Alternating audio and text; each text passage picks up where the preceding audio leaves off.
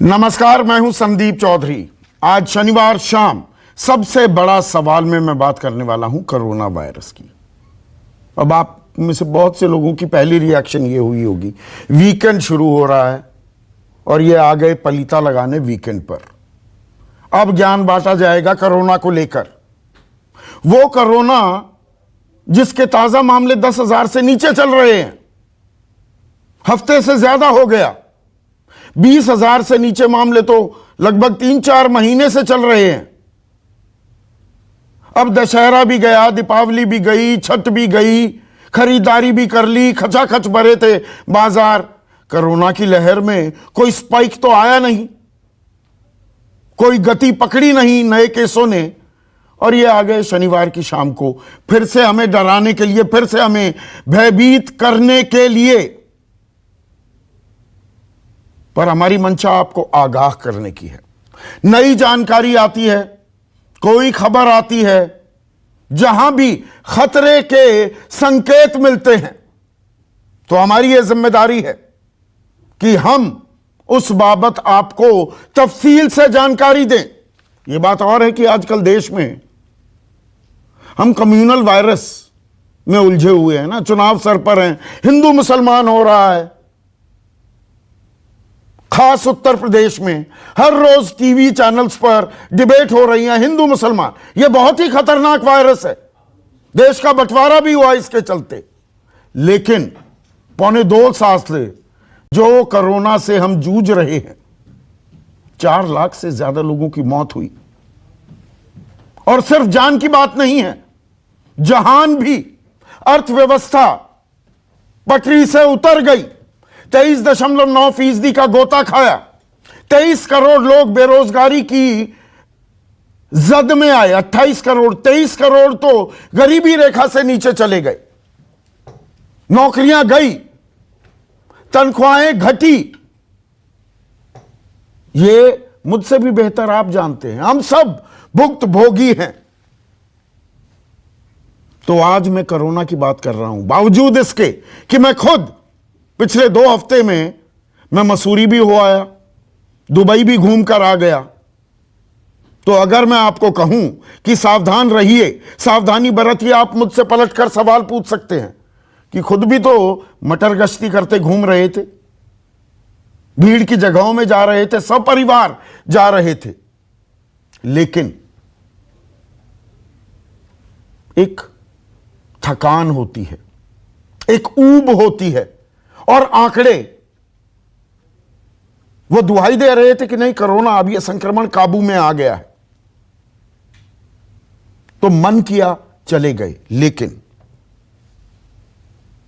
आपको यह बताना जरूरी है कि कोरोना का एक और अवतार, एक और वेरिएंट अब मुंह बाए खड़ा है, दस्तक दे दी है। इस कोरोना के वेरिएंट ने, मैं अवतार शब्द इस्तेमाल कर रहा हूं, ओमिक्रॉन इसका नाम है। और यह सबसे पहले अफ्रीका में नोटिस किया गया। 14 नवंबर से 16 नवंबर में कुछ सैंपल्स लिए गए, तो पता लगा एक वेरिएंट B.1.1.529 इसका नाम, असल नाम।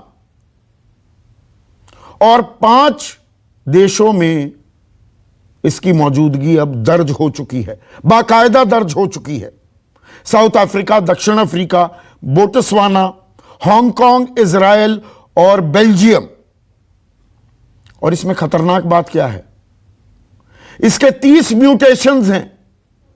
मतलब जब रुख अपना रूप स्वरूप कोई वायरस बदलता है, जैसे डेल्टा आया, उसने थोड़ा रूप बदला, इसने रूप बदल लिए हैं 30 बार। इसके 30 रूप हैं। जो स्पाइक प्रोटीन होता है, और जो हम वैक्सीन लगाते हैं उसमें स्पाइक प्रोटीन का ही इस्तेमाल करते हैं। खतरनाक बात क्या है कि यह वायरस आपके शरीर में दाखिल हो जाए तो आपने अगर वैक्सीन भी लगा रखा है, उसकी एफिकेसी, उसका असर 40% तक कम हो जाता है। और अभी तो इसके जो 30 स्वरूप हैं, 30 म्यूटेशंस हैं, वो सारी की सारी आइडेंटिफाई भी नहीं हुई हैं। यूके में अभी कोई केस नहीं आया, लेकिन वहां के हेल्थ सिक्योरिटी एजेंसी के चीफ मेडिकल ऑफिसर सूजन हॉपकिंस, वो कहती हैं कि इतने म्यूटेशंस तो हमने देखे ही नहीं किसी वायरस के। और WHO ने इसे वायरस ऑफ ग्रेव कंसर्न घोषित कर दिया है। Grave concern. और इसकी आहट अब नेदरलैंड्स पर भी दस्तक दे रही है। 61 मामले वहां पर भी आ गए हैं। 2 फ्लाइट गई थी जोहान्सबर्ग से। दक्षिण अफ्रीका का एक शहर है। बेल्जियम का मैंने जिक्र किया ही। जर्मनी ने भी आज तस्दीक कर दी कि हां, हमारे यहां भी यह वायरस पहुंच चुका है। तो बदला स्वरूप है। हमारी इम्यूनिटी को, हमारी ताकत को, जो रोग विरोधी ताकत हमारे शरीर में होती है, उस पर यह कैसे अटैक करता है, आक्रमण करता है, यह जानना समझना बहुत जरूरी है। क्या एहतियात बरती जाए? कल प्रधानमंत्री मोदी ने एक आपातकाल बैठक की है विशेषज्ञों के साथ, मंत्रियों के साथ, और मास्क की और देह दूरी बनाए रखने की बात को फिर से प्रधानमंत्री ने दोहराया है। अंतर्राष्ट्रीय यात्राओं में छूट हो गई थी, अब इसकी भी समीक्षा की जाएगी। कुछ देशों से तो यात्री या विमान आने ही नहीं चाहिए, यह दिल्ली के मुख्यमंत्री अरविंद केजरीवाल ने गुहार लगाई है। कुछ देशों से, सिंगापुर से भी, हांगकांग से जो फ्लाइट्स आ रही हैं, अब दिल्ली हवाई अड्डे पर या देश के किसी भी अंतर्राष्ट्रीय हवाई अड्डे पर और सख्ती से निरीक्षण किया जाएगा जो यात्री वहां से आ रहे हैं। और बात सिर्फ जान तक नहीं सीमित है, जहान भी। हमारी आर्थिक सेहत। कल बाजार 1,500 अंक संवेदी सूचकांक, सेंसेक्स जिसे कहते हैं, वो लुढ़क गया। 450 अंक के करीब निफ्टी गिर गया। और बाजार, मैं बाजार को कोई मानक नहीं मानता हूं, लेकिन इस तरह की जब खबर आती है तो बाजार उसको डिस्काउंट सबसे पहले करता है। बाजार का मिजाज गड़बड़ा गया कि अरे ये क्या हुआ, धम से गिरा। पिछले साल भी धम से गिरा था बाजार, लेकिन सबसे पहले चढ़ा भी था जब हम कोरोना की जद में थे, चपेट में थे, क्योंकि डिस्काउंट करता है कि नहीं, अब चीजें ठीक ही हो सकती हैं और बुरी नहीं हो सकती। लेकिन बाजार को लगता है चीजें बहुत बुरी हो सकती हैं। सबसे ज्यादा मार हॉस्पिटैलिटी सेक्टर, सिविल एविएशन, जो इंडिगो, स्पाइस जेट, इनके शेयर गिरे, होटल्स के शेयर गिरे, रियल एस्टेट, कंस्ट्रक्शन, जिसमें सबसे ज्यादा लेबर का इस्तेमाल होता है, वहां पर मार पड़ी। कैपिटल गुड्स में मार पड़ी।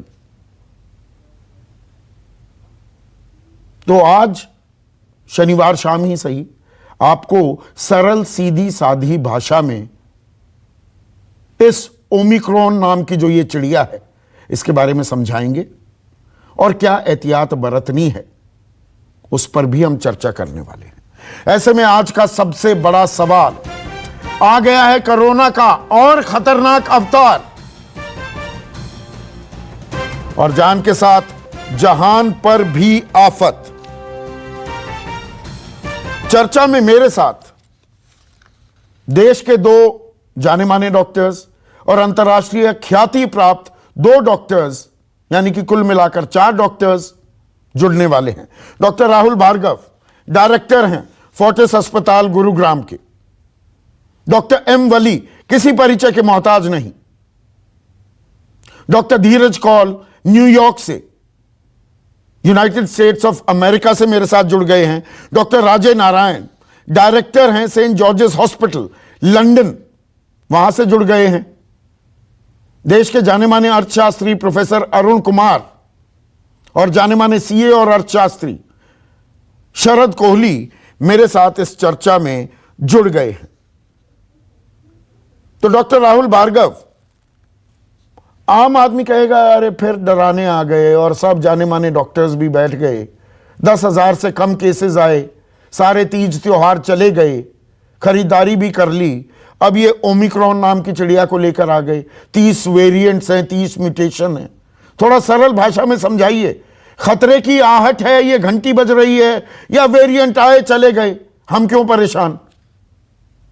नमस्कार संदीप जी, सबसे पहले मैं ये बोलना चाहूंगा, वेरिएंट आते रहेंगे और जाते रहेंगे, वेरिएंट से घबराने की आवश्यकता नहीं है। ये वेरिएंट इसलिए इंपॉर्टेंट है क्योंकि इसने सडनली साउथ अफ्रीका में जो केसेस, नंबर ऑफ केसेस कम हो रहे थे, सडनली उसमें स्पाइक हुआ, जो कि वैक्सीनेटेड लोगों में था। वैक्सीनेशन के बाद भी लोगों में नए केसेस आने लगे, बट ये केसेस कितने गंभीर थे, क्या उसने मृत्यु दर में इजाफा किया, यह भी देखने वाली बात है। तो हमारे लिए, हमारे देश के लिए, क्योंकि जैसे जैसे आवाजाही बढ़ती जा रही है, उसके मद्देनजर रखते हुए क्या यह वेरिएंट हमारे देश में आ सकता है, और हमारी भौगोलिक स्थिति अलग है। हमारी 120 करोड़ वैक्सीन जरूर लग गई, पर 40 से 45% को 2 डोज लगी हैं। हम ये जानते हैं कि वैक्सीनेशन पिछले कुछ दिनों में सुस्त पड़ गया है, और साथ में हमारी शोधकर्ता अभी ये नहीं बता पा रहे कि जिनको जनवरी के महीने में टीका लगा था, जैसे आप थे, हम थे, या फ्रंटलाइन वर्कर्स थे, उसमें इम्यूनिटी का डिक्लाइन कितना है, और जो 65 साल से ऊपर है, 60 साल से ऊपर है, जिनको डायबिटीज है, ब्लड प्रेशर है, उनकी इम्यूनिटी कितनी पक्की है कि वो ऐसे वेरिएंट को झेल पाएगी। चौथी इंपॉर्टेंट चीज, जिस प्रकार की जेनेटिक सर्विलेंस की हम पिछले साल बात करते आए हैं, धीरज कौल जी यहां पे है ही हैं, वो फिर इस बात को साझा करेंगे हमारे साथ में, कि जीनोमिक सर्विलेंस, आज क्या हमारे पास गुरुग्राम में 5-6 पेशेंट हैं, क्या मैं जीनोमिक सर्विलेंस करा सकता हूं, जेनेटिक स्क्रीनिंग करा सकता हूं कि कौन से प्रकार का वायरस है, और 6 के 6 लोग ही 2 डोज लग चुकी है। तो अब ऐसे लोग आ रहे हैं संदीप जी, जिनको डोज दोनों लग चुकी हैं और कोरोना से ग्रसित हो रहे हैं। हां, यह बात पक्की है कि मृत्यु दर दूसरे लहर की जितनी नहीं है। तो अपनी भौगोलिक स्थिति को देखते हुए, हमारी लार्ज पॉपुलेशन को देखते हुए, WHO वेरिएंट ऑफ कंसर्न बोले या ना बोले, इंडियन पर्सपेक्टिव से यह वेरिएंट ऑफ कंसर्न है, क्योंकि यह तेजी से फैल सकता है। अभी यह नहीं क्लियर कि क्या यह मृत्यु दर को बढ़ाएगा, क्योंकि जैसे ही यह फैलना स्टार्ट करता है, हमारे पास एक लार्ज पॉपुलेशन है जो एक सिंगल डोज वैक्सीनेटेड है। नहीं, खतरे की घंटी बज गई है क्या फिर से? देखिए, मैं किसी को भयभीत करने की मेरी मंशा नहीं है, पर 2 साल पहले जाएं डॉक्टर राहुल भार्गव, तो दिसंबर में ही ये खबरें आई थी, वुहान में ऐसा हो गया, वैसा हो गया, और मार्च आते आते लॉकडाउन की स्थिति आ गई थी। 24 मार्च 2020 को हमें लॉकडाउन लगाना पड़ गया था। संदीप जी, पिछले दिसंबर याद करिए, डेल्टा वेरिएंट की जब बात चल रही थी, दिसंबर और जनवरी के महीने में ही डेल्टा वेरिएंट इंग्लैंड के माध्यम से हिंदुस्तान आया था। तो संदीप जी, ये वेरिएंट जो अभी कंसर्न है, जब तक पूरी स्थिति क्लियर नहीं होती, तब तक हमको इसको सस्पिशियस और हमको इसको सीरियसली लेना चाहिए। अपने पोर्ट ऑफ एंट्रीज पे अपनी चौकन्नापन दिखाना चाहिए, सर्विलेंस को बढ़ा देना चाहिए, और इंप्लीमेंटेशन ऑफ, हम जिसे आइसोलेशन कहते हैं, उसे बढ़ाना और उसे इंप्लीमेंट करना सबसे ज्यादा जरूरी है, जैसे बाकी लोग करते हैं। देखिए, क्वारंटाइन सब जगह होता है, पेपर में लिखा है क्वारंटाइन होगा, क्या हम हिंदुस्तान में फॉलो करते हैं संदीप जी? अब जरूरत है, अगर हमें आवाजाही को रखना है, अपनी फ्लाइट्स को आने देना है, तो हमें क्वारंटाइन के रूल्स को मजबूत करना होगा, और जीनोमिक सीक्वेंसिंग, जेनेटिक सीक्वेंसिंग को बढ़ाना होगा। तब तक ये क्लियर नहीं होता, तब तक हमको इस वेरिएंट को सस्पिशन, हाईली सस्पिशियस नेचर से सीरियसली लेना आवश्यक है। डॉक्टर राजे नारायण, जो बात डॉक्टर राहुल भार्गव कह रहे थे, मैंने 2 साल पहले दिसंबर की बात की, वुहान से हड़कंप मचा पूरी दुनिया में। पिछले साल दिसंबर में डेल्टा वेरिएंट की बात आई, इंग्लैंड से आया वो इंडिया। अब ये दिसंबर आ गया, देखिए दिसंबर दिसंबर दिसंबर, और यहां पर कहा जा रहा है ये ओमिक्रॉन तो डेल्टा वेरिएंट से भी 7 गुना खतरनाक है, 7 गुना तेजी से फैलता है डेल्टा वेरिएंट के मुकाबले। तो हमें किस तरह से सजग रहना होगा, तत्काल हमें क्या करना चाहिए? अब समीक्षा की जा रही है, कुछ देशों से फ्लाइट बंद हो जाएंगी, पर एक आम दर्शक को आप क्या कहना चाहेंगे इस वेरिएंट के बारे में?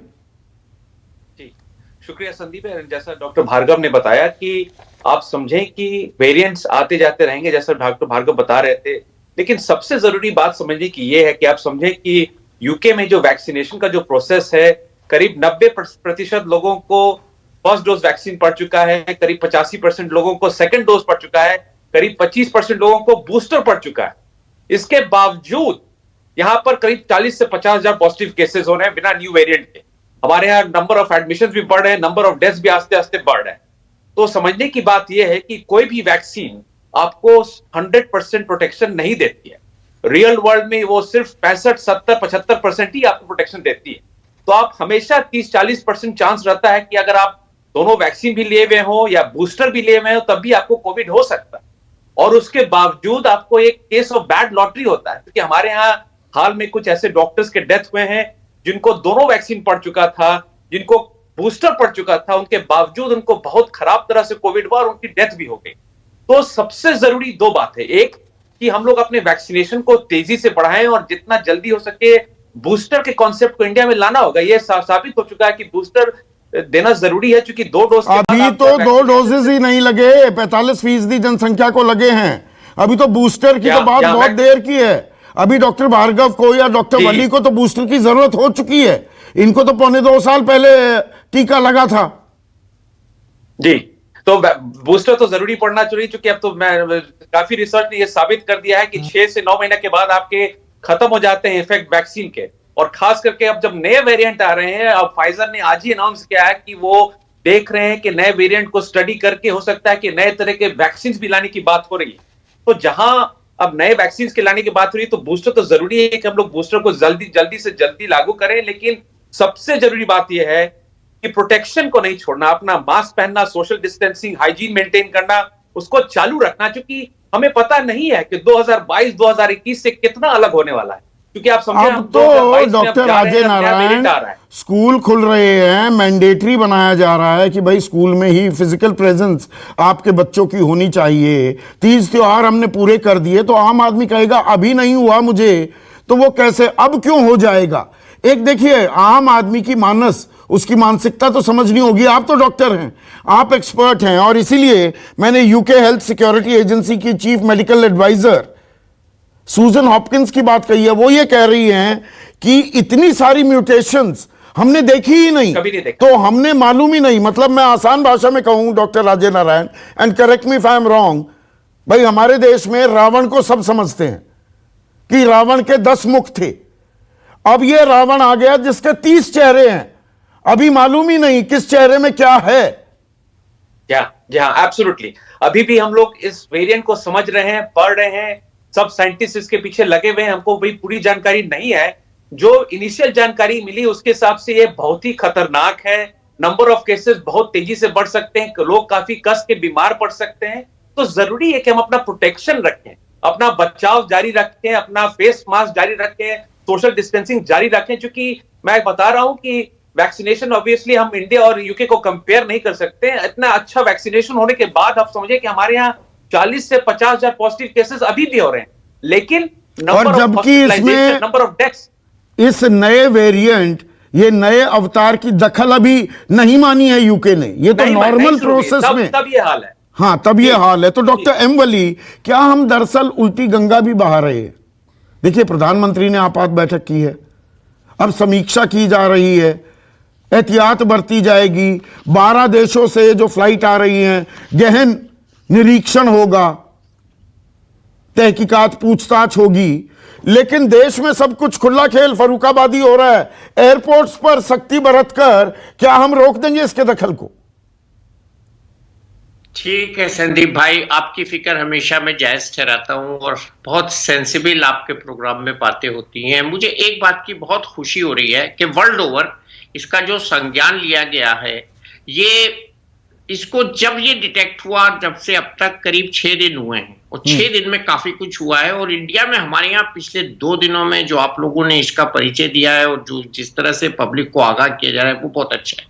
प्रधानमंत्री जी खुद आगे आ गए, उन्होंने सब मेजर्स का समीक्षा की और सबने इस वक्त बहुत ज्यादा अच्छी तरह से रिएक्ट किया है, जो कि इस वक्त की जरूरत है। और हम ऐसे फेज में, जो आपने पॉइंट उठाया है ना, अब हमारी इम्यूनिटी कितनी बाकी है, जो वैक्सीनेशन लगे हैं उसका भी पता नहीं है। अभी हम बात कर रहे थे बूस्टर डोज की, बीच में ये आ टपका, बच्चे अभी हमारे वैक्सीनेटेड नहीं हैं। तो ऐसे वक्त में मुझे एक बात इसमें बहुत अजीब और गरीब लगी है, इस वायरस की जो उत्पत्ति हुई है वो उन महाशय के शरीर से हुई है जो खुद बहुत अच्छी सेहत वाले नहीं थे, जो HIV एड्स से पीड़ित थे, और उनकी इम्यून स्टेटस क्या हुआ होगा। और ये 32 जो हम मुंह वाले रावण की बात कर रहे हैं, ये इसके 32 मुंह का अभी तक कोई स्टडी है ही नहीं। हम तो अभी तक ये कहते थे हम कोरोना के बारे में ज्यादा नहीं जानते, मगर अब जो ये म्यूटेशन आया है इसके लिए सबको सर जोड़कर बैठना होगा। और स्ट्रिक्टनेस, इसमें गोल्डन वर्ड मैंने निकाला है कल से आज तक, कि हर चीज में स्ट्रिक्टनेस होगी। ये टेस्ट को भी डिफाई कर सकता है, ये वैक्सीन को भी डिफाई कर सकता है, ये इम्यूनिटी को भी डिफाई कर सकता है। मतलब आप कह रहे हैं RT-PCR किसी का हुआ है। एक सेकंड, और मैं अपना ही उदाहरण लेता हूं। मैं दुबई से लौटा हूं, डॉक्टर एम वली, और खैर दिल्ली में तो दिल्ली एयरपोर्ट पर तो एक खेल हो रहा है, तमाशा बना रखा है। एक तो आप 48 घंटे के फ्लाइट लेने से पहले आप अपना RT-PCR कराइए, और बतौर डॉक्टर इस पर भी मैं आपकी टिप्पणी चाहूंगा। वो RT-PCR तो मैं करा रहा हूं, लेकिन 6 घंटे पहले एयरपोर्ट पर पहुंचिए, दुबई जा रहे हैं तो रैपिड एंटीजन भी होगा, जो बड़ा इफी टेस्ट है, जिसके बारे में कहा जाता है भरोसेमंद नहीं है, और पैसे लेते हैं सिर्फ 3,900 रुपए। लूट मचा रखी है, लूट। 3,900 रुपए का टेस्ट, और फिर जाइए दुबई में उतरते हैं, 1 मिनट में आपका RT-PCR हो रहा है, एक नया पैसा नहीं लेती UAE की सरकार। और वापस लौटिए, अगर आपने दोनों डोजेस नहीं लगी हैं तो फिर रैपिड एंटीजन नहीं, RT-PCR करवाइए, उसके पैसे 1,350। मतलब जी, कोरोना काल में, आपदा काल में आम आदमी की जेब पर डाका मारा जा रहा है कि विदेश जाने की बड़ी खुरक मची है तो पैसे दो। यह हाल है हमारी व्यवस्था का। देखिए, आप बिल्कुल ठीक कह रहे हैं। इसकी समीक्षा ये हमारे एडमिनिस्ट्रेशन को करनी चाहिए कि किस तरह लोगों को ये टेस्ट की रिपीटिशन हो रही है। RT-PCR एक बार हमने ट्रैवल के समय जब करा लिया है तो नेक्स्ट 2 डेज के बाद जरूरत शायद नहीं होती। RT-PCR 300 से 400 रुपए में होता है, घर में भी आप बुला लो 800 रुपए हो जाता है। रैपिड एंटीजन 3,900 रुपए। लूट मचा रखी है इन लोगों ने। रैपिड एंटीजन की मैंने शुरू में, जब कोरोना शुरू हुआ था, बहुत वकालत की थी, किसी ने नहीं माना था। तो इसकी रिलायबिलिटी कितनी है ये हम सबको पता है, ये कहने की कोई यहाँ जरूरत नहीं। अगर दुबई का प्रशासन कहता है रैपिड एंटीजन भी आपको करवाना, करवाइए। 3,900 फ्री करेंगे, 3,900 वो फ्री करना चाहिए ना जाने वाले लोगों का। देखिए, इसमें किसी का कोई दोष नहीं है। मैं करबद्ध प्रार्थना करूंगा कि ये टेस्ट में इतना ज्यादा जो रेवेन्यू हो रहा है पेशेंट्स का पॉकेट से, तो उसके लिए कुछ सर जोड़ के बैठ के सोचना चाहिए। आपकी बात ठीक है। अब जहां तक एक के ऊपर दूसरे टेस्ट की बात है, ये मेरी समझ में नहीं आती है। और आपकी जो हिस्ट्री है वो इसमें बहुत ज्यादा इंपॉर्टेंट होती है, ट्रैवल हिस्ट्री बहुत ज्यादा इंपॉर्टेंट होती है। आपको 2 डोजेस अगर टीके के लग गए हैं वो इसमें बहुत ज्यादा इंपॉर्टेंट होता है। नहीं, अभी मुद्दे पर आते हैं।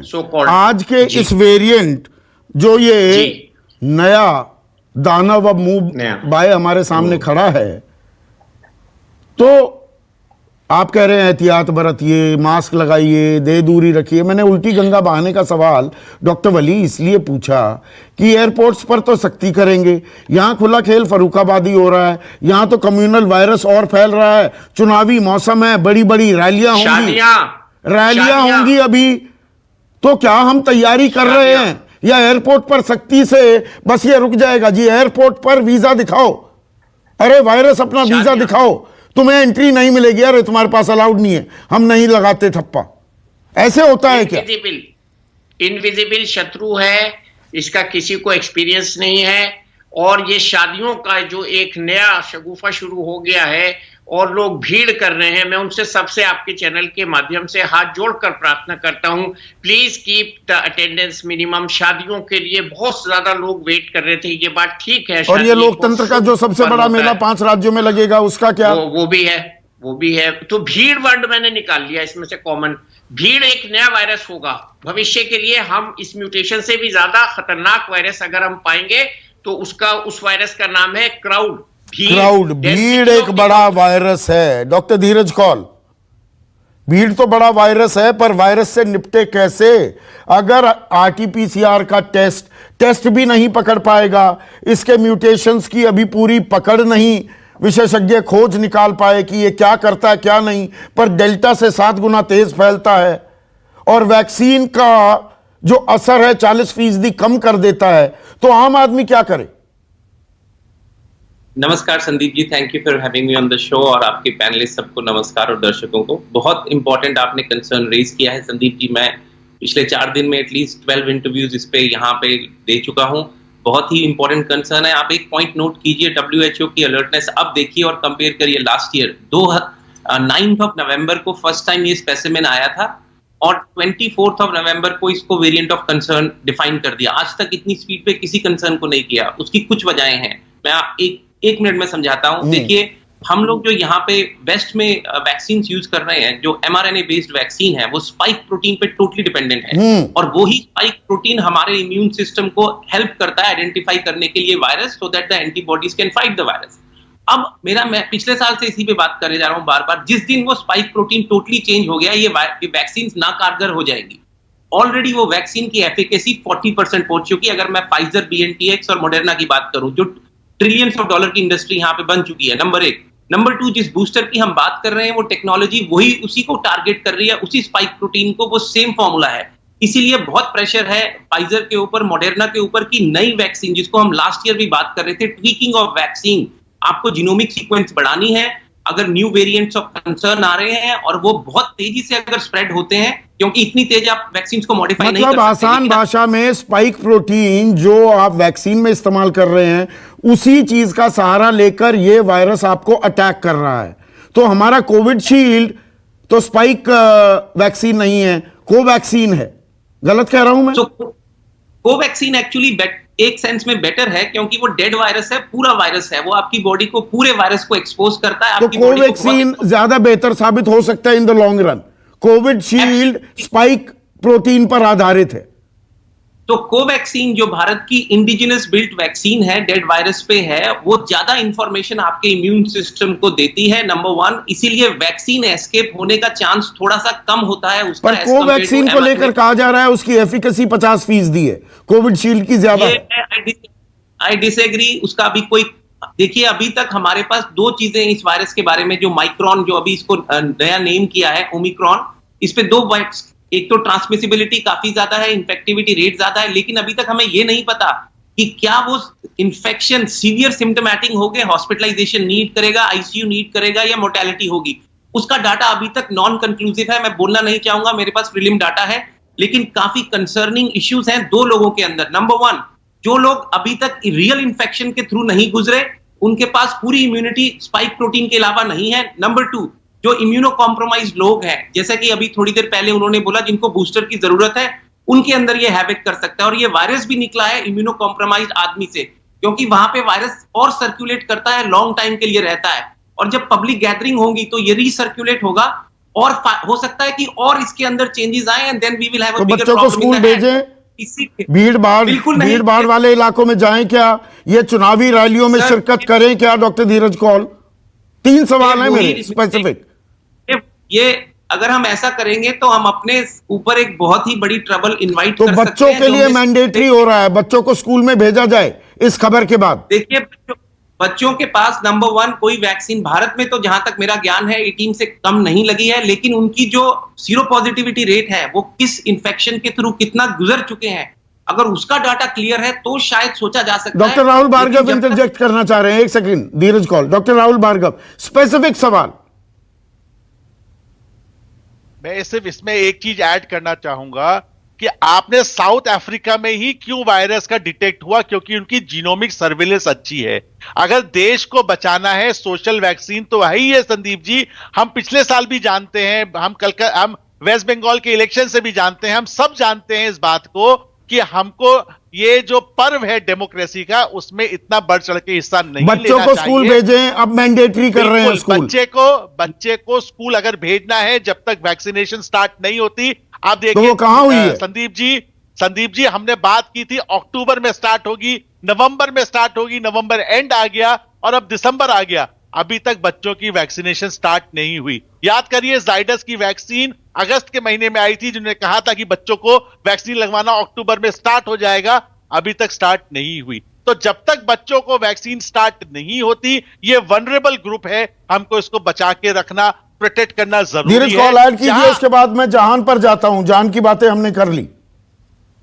देखिए, मैं एक बात क्लियर कर देता हूं कि जो वैक्सीन है वो इन्फेक्शन होने से हमें बीमार होने से बचाएगी, लेकिन जो ट्रीटमेंट की चीजें हैं वो हमारे पास अब बड़े रिसोर्सेज हैं।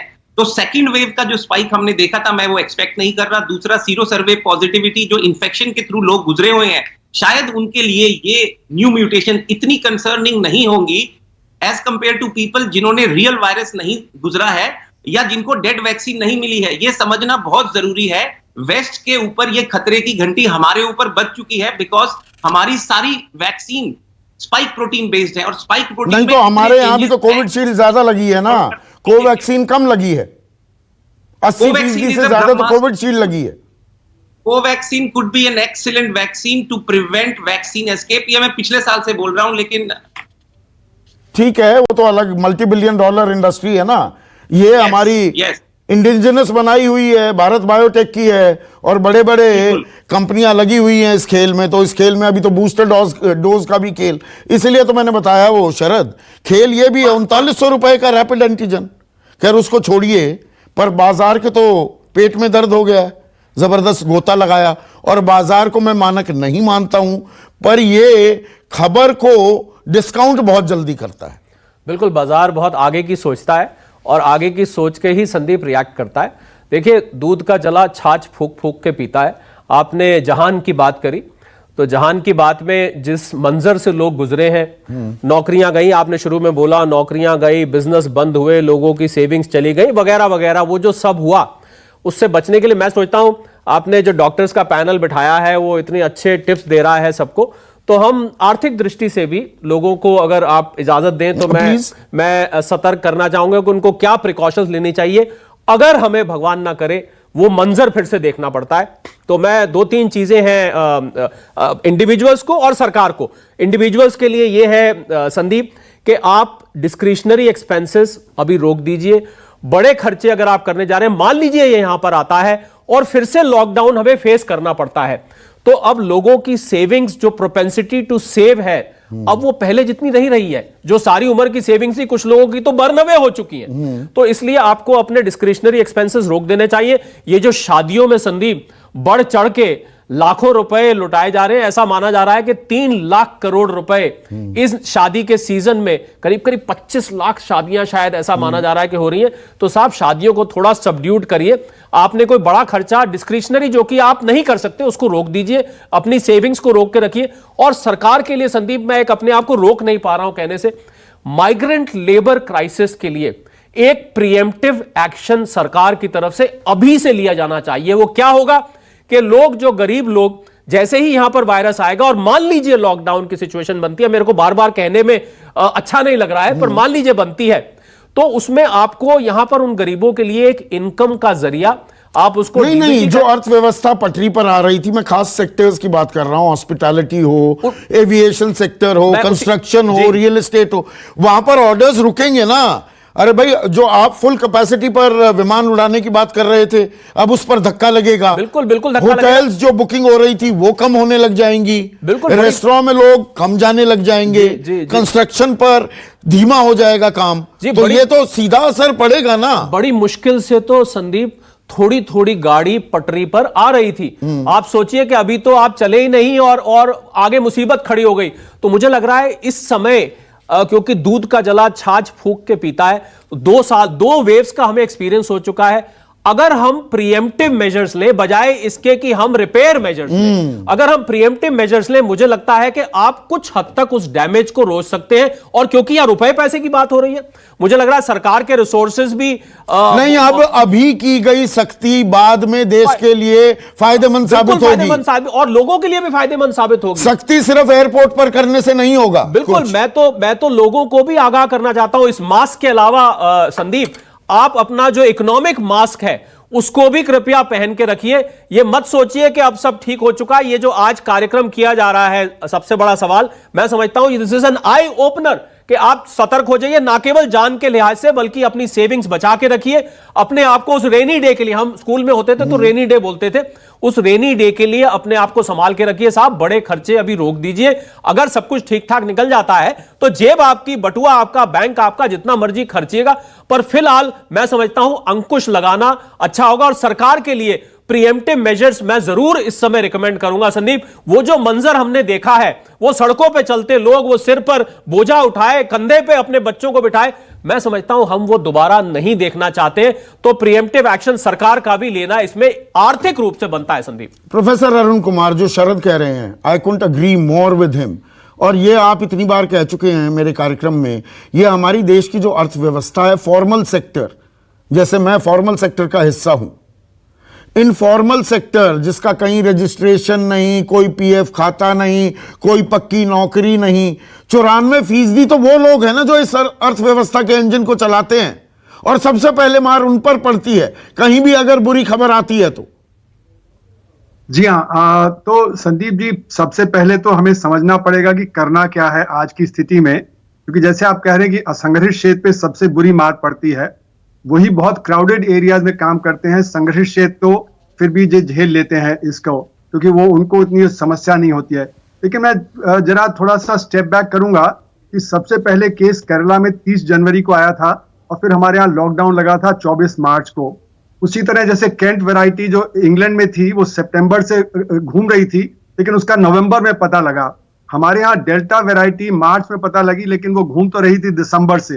तो इसलिए ये हो सकता है कि अभी ऑलरेडी वो आ चुका है, क्योंकि जब कैंट वैरायटी जब तक पता लगी थी नवंबर में, वो भारत तक भी पहुंच गया था, और डेल्टा वैरायटी जब तक मार्च में पता लगी थी वो सारी दुनिया में फैल गया था, और वो सबसे ज्यादा फैल गया था। इसलिए हमें सतर्कता तो बहुत ज्यादा इस समय करनी पड़ेगी, क्योंकि हो सकता है कि वायरस ऑलरेडी हमारे देश में आ चुका हो, क्योंकि जब वो वायरस का पता भी नहीं लगता, वो 2-3 महीने लग जाते हैं, और हमारे यहाँ जीनोमिक सीक्वेंसिंग तो बहुत कम हो गई है, तो बिना जीनोमिक सीक्वेंसिंग के हमें पता भी नहीं लगेगा कि वो वायरस आ गया।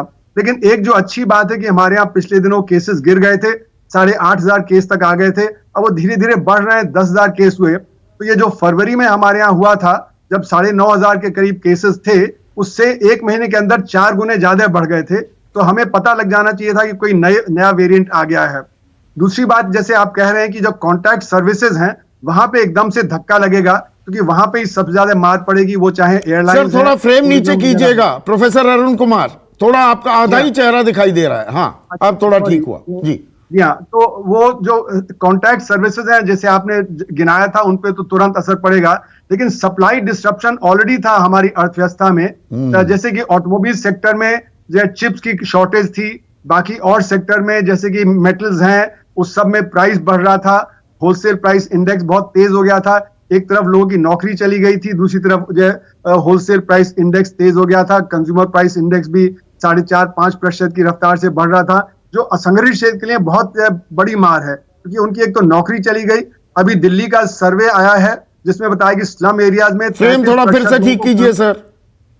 33% लोगों को काम नहीं मिला है अभी तक। तो अगर स्लम एरिया में 33% लोगों को काम नहीं मिला है तो असंगठित क्षेत्र के हैं। और फिर जैसे कि बात थी पिछले उसमें कि 90% परिवारों ने कहा कि हमारे पास इतना पैसा बचत नहीं है कि हम 1 हफ्ते का सप्लाईज खरीद लें, तो इसलिए भुखमरी शुरू हो गई थी, बहुत परेशानी हो गई थी। तो ये कहीं दोबारा ना हो जाए, इसलिए सरकार को तुरंत कदम लेने चाहिए, इस असंगठित क्षेत्र की तरफ ध्यान देना चाहिए कि वहां पे भुखमरी ना हो, वहां पे जो काम है वो किस प्रकार से चलेगा, आमदनी किस प्रकार से चलेगी। संगठित क्षेत्र तो जो झेल लेगा, लेकिन असंगठित क्षेत्र में असली जो समस्या आएगी। असंगठित क्षेत्र में सेविंग्स होती नहीं है। दिल्ली का सोशियो इकोनॉमिक सर्वे 2018 का दिखाता है कि देश में 90% लोगों की जो खर्च होता है वो 10,000 रुपए से कम होता है। 10,000 रुपए में तो आप एसेंशियल कंजम्पशन भी परिवार का नहीं कर पाते हैं, तो बचत का तो सवाल ही नहीं है। नहीं, अभी और 2 दिन पहले प्रोफेसर अरुण कुमार जो गरीबी मापने के 3 नए मापदंड हाँ, भारत सरकार ने ही तय किए हैं, उसमें साफ आ रहा है बिहार में 50% आबादी गरीब है। जी हाँ, 50%। बिल्कुल सही बात आपने कहा, पर मैं तो कह रहा हूं कि जो डिटेल का सर्वे आया उसमें 98% को जो परिवार हैं वो 25,000 रुपए से कम खर्च करते हैं। तो आप समझ सकते हैं कि देश में सिर्फ 2-3-4% लोग हैं जो बचत करते हैं। तो खासकर ऐसे में किया क्या जाए? सिर्फ मैं 10-10 सेकंड में आपका रिस्पांस चाहूंगा। जो मेरा अनट्रेन्ड माइंड कहता है वो ये कि हमने वो 100 करोड़ जी वैक्सीन लगाए, बहुत हर्षोल्लास मनाया, मनाना भी चाहिए था, लेकिन उसके बाद टीकाकरण की रफ्तार कम ही है। डॉक्टर राहुल भार्गव, टीकाकरण को गति दी जाए और क्या सख्ती लागू करनी होगी शहर शहर गांव गांव में? 10-10 सेकंड में आपके हिसाब से एक बड़ा कदम जो उठाया जाए। Sandeep ji, genomic surveillance, vaccination, booster dose और सख्ती इंटरनल और एक्सटर्नल दोनों पे हमको इंप्लीमेंटेशन करना आवश्यक है। Doctor Raje Narayan, very clear. 10 seconds. Doctor Raje Narayan ji, genomics, vaccination, booster और फेस मास्क को मैंडेटरी कर देना चाहिए पब्लिक प्लेसेस में, अगर बचाना अपने आप को आगे किसी भी variant. Doctor Wali.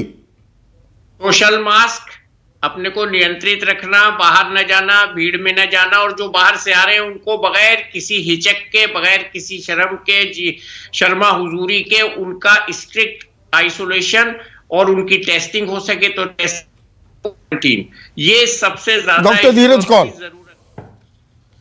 Say maybe 50 times increase of genomic sequencing in India, stopping travelers coming, isolating them on the airport instead of in the masses in India, क्योंकि इंफ्रा उसको डील नहीं कर पाएगा। And please look into your ICU availabilities of all the resources, extremely important. ये And बहुत monitor अहम this. बात कही है, अस्पतालों को दुरुस्त करना होगा, वहां पर इंतजाम। बिल्कुल। शरद 10 सेकंड आप मुझे दे तो मैं कहूंगा कि जो महंगाई इस समय बढ़ी हुई है सब्जियों की, खाने पीने की चीजों की, ये अपने आप सेटल होने की बजाय इस वायरस के एंटिसिपेशन में इसको तुरंत कदम उठाए जाने चाहिए, ये समय से पहले कंट्रोल में आ जाए।